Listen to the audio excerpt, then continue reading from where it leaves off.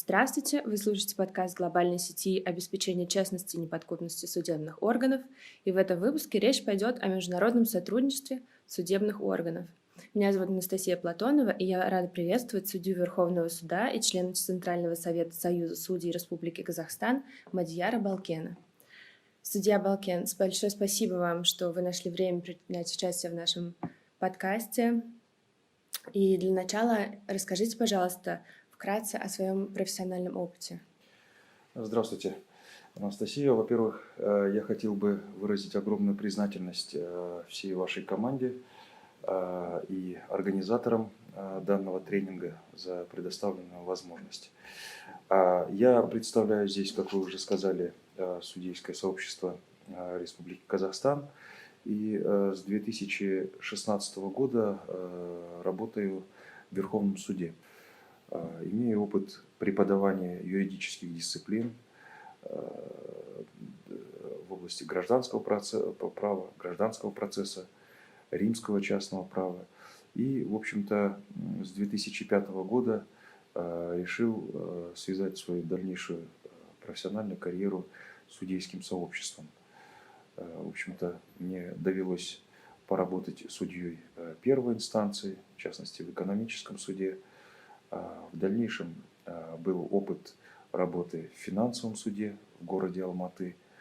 В общем-то, состоялась работа в качестве старшего судьи в апелляционной коллегии по гражданским делам. Ну и, наконец, последнее, в общем-то, место работы – это Верховный суд Республики Казахстан. Одновременно мне посчастливилось пройти обучение по нескольким международным программам. Спасибо. Вы отметили, что в 2016 году вы стали судьей Верховного суда, и также в 2016 году Верховный суд Республики Казахстан выпустил рекомендации к программе обучения судей на основе международного опыта. И расскажите, пожалуйста, какой подход использовал Верховный суд при исследовании судебных систем других стран и какие передовые практики и ценный опыт им удалось перенять? На самом деле, действительно, с недавних пор в Верховном суде был создан Международный совет для оказания содействия судебным реформам и, значит, использования современного международного опыта в различных сферах права. И, значит, одним из результатов деятельности этого Международного совета стал выпущенные рекомендации по программе судебного образования. На самом деле, в течение нескольких лет в Казахстане очень активно осуществляются государственно-правовые реформы. В частности, в средствах массовой информации очень широко освещалась реформа на основе программы, президентской программы «100 конкретных шагов. Современное государство для всех». И в частности, вот одним из, значит, таких ключевых элементов этой программы, президентской программы, являлось обеспечение верховенства права, внедрение в Казахстане наилучших международных практик и стандартов. В частности, вот в части, касающихся рекомендаций по обучению судей, я могу поделиться тем, что в Казахстане, как и во многих, наверное, других странах, значит, при Верховном суде существует Академия правосудия, которая осуществляет деятельность в нескольких направлениях, по нескольким направлениям. В частности, это судебная магистратура,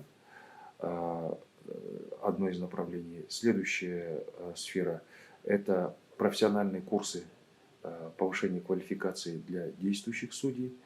И третье направление деятельности этой академии – это проведение исследовательской работы. Ну, какие конкретно подходы и какие исследования проводились у нас? В частности, на протяжении вот последних 2 лет мы очень активно изучаем опыт создания административной юстиции. В частности, европейский опыт создания административной юстиции. В Казахстане разработан проект административного процессуального кодекса он базируется на германской модели. Значит, кроме того, изучается нами опыт стран англосаксонской системы, в частности, сингапурская модель, модель Дубайского международного финансового центра. Благодаря вот изучению сингапурского опыта в Астане и, я так полагаю, в других городах созданы были ночные суды по делам об административных правонарушениях. Мы сейчас работаем над разработкой изменений в Гражданский процессуальный кодекс, где особое значение уделяется примирительным процедурам. В частности, были изучены опыт Федеративной Республики Германия, опыт Республики Корея, опыт наших коллег из Великобритании. Кроме того, какие передовые практики у нас, в общем-то, используются?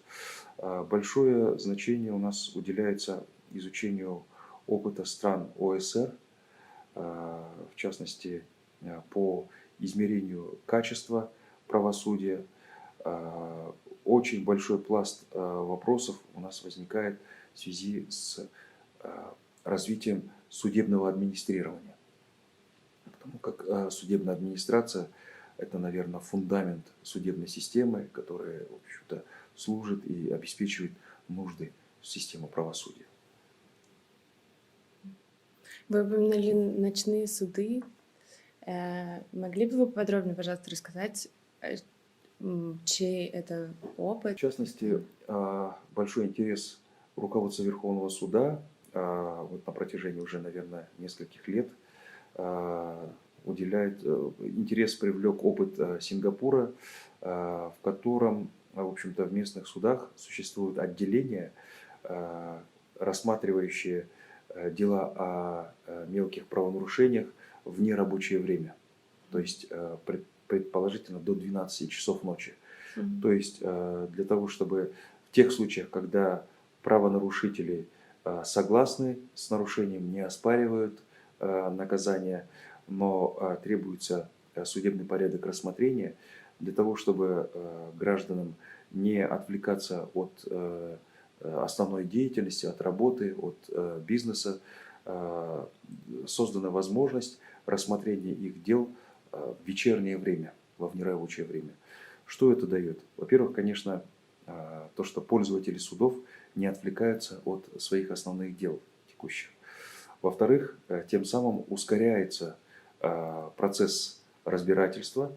И в частности, вот, допустим, как вы знаете, наверное, дела о дорожных транспортных происшествиях, traffic accidents, в общем-то, они занимают сейчас, наверное, определенное количество, имеют определенный вес в судебной нагрузке, для того, чтобы как можно быстрее потерпевшая, пострадавшая сторона получила страховое возмещение ущерба. Вот как раз-таки вот эти ночные суды и ускоряют саму процедуру рассмотрения.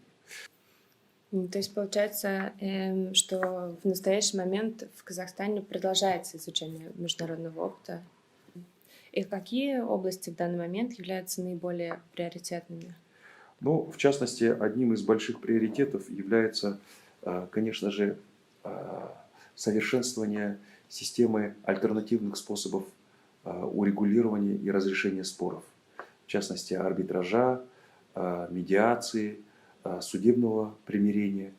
Нам очень интересен опыт, существующий за рубежом, по успешному разрешению этих различных коммерческих, некоммерческих споров, урегулированию, значит, вопросов уголовного права вне суда, в внесудебном порядке и путем примирения, путем сделок.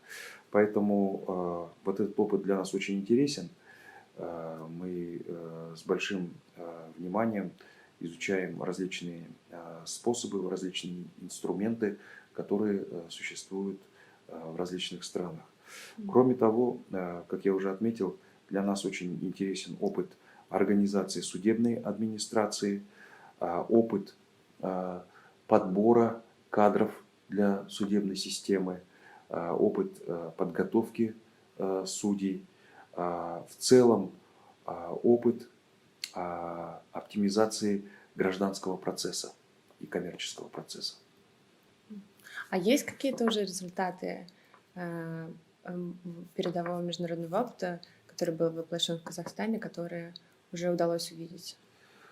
Ну, в частности, уже в этом году были подписаны и введены в действие изменения в Конституционный закон о судебной системе. То есть на сегодняшний день изменен порядок и процедура отбора судебных кадров, пересмотрена система оплаты труда судей, значит, вносятся изменения в Гражданский процессуальный кодекс, готовятся изменения, по крайней мере, и внесены были очень большие изменения, в рамках которых большая часть простых вопросов, не требующих углубленного судебного разбирательства, были переданы в область нотариата.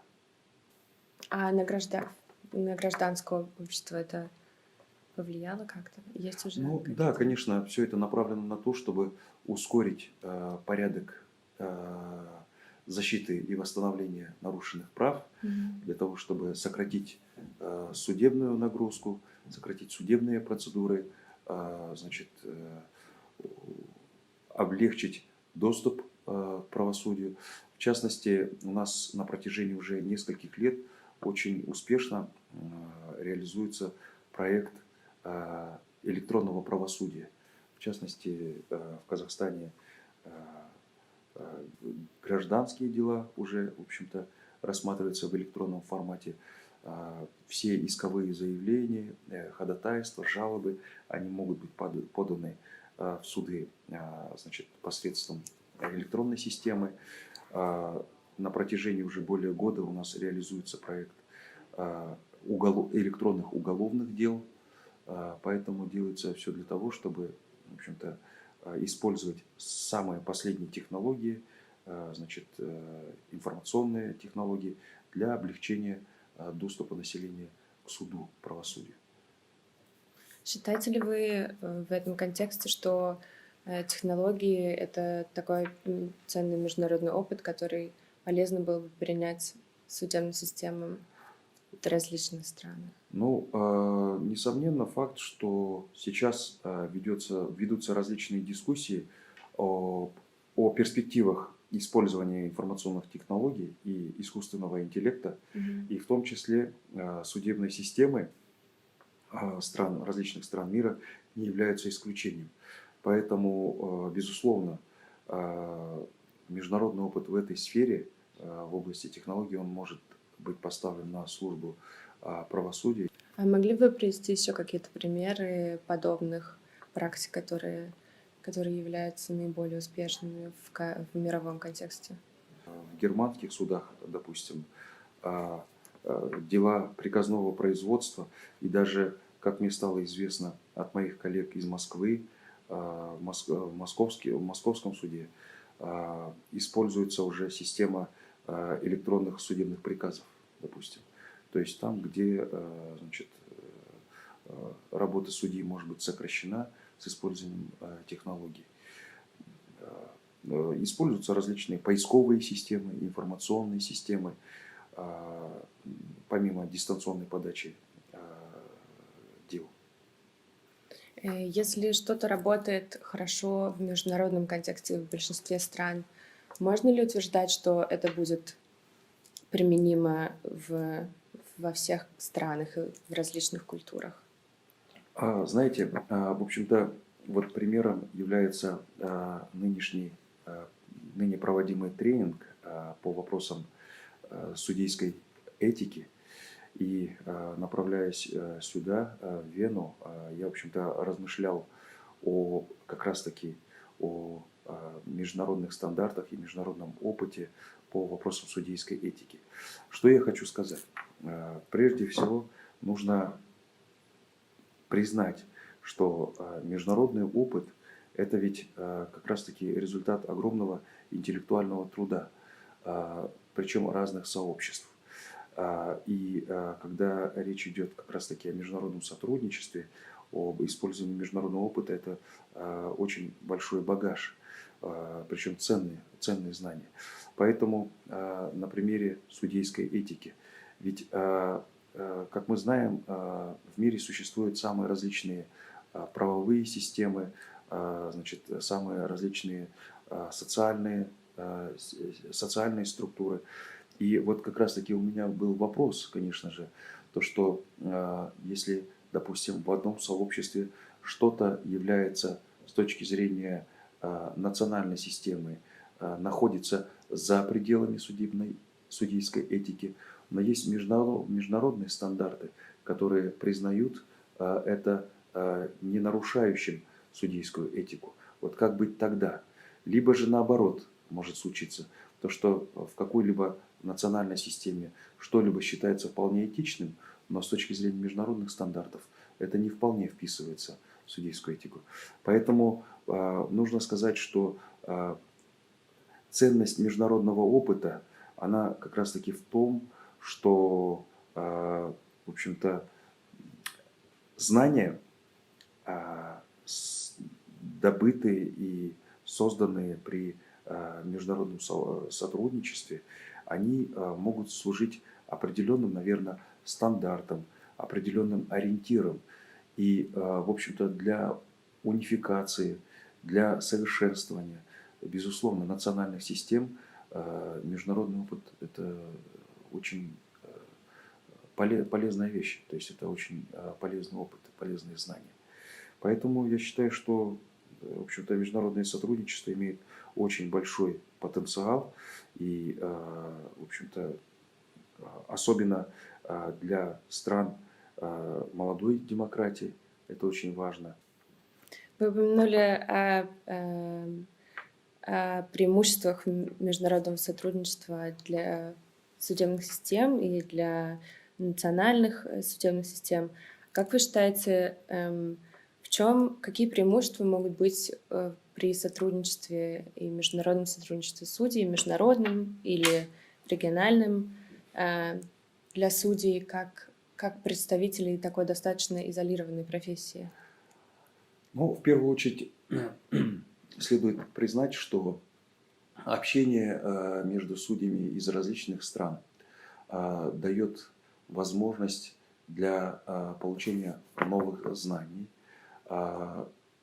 Это поддерживает энтузиазм среди судей и поощряет к дальнейшему самосовершенствованию. Кроме того, сотрудничество между судьями различных стран дает возможность обогащения личного опыта, культурного опыта, профессионального опыта. Поэтому для такой профессии, очень важной профессии, как профессия судьи, такие возможности и площадки международные по, значит, обсуждению взаимного опыта, по обсуждению перспектив развития, это очень важное начало. Спасибо большое, судья Балкен, за интересную информацию о международном сотрудничестве, и большое спасибо, что нашли время и проявили желание поговорить с нами. Уважаемые слушатели, большое спасибо, что были с нами, и следите за обновлениями подкастов глобальной сети обеспечения честности и неподкупности судебных органов.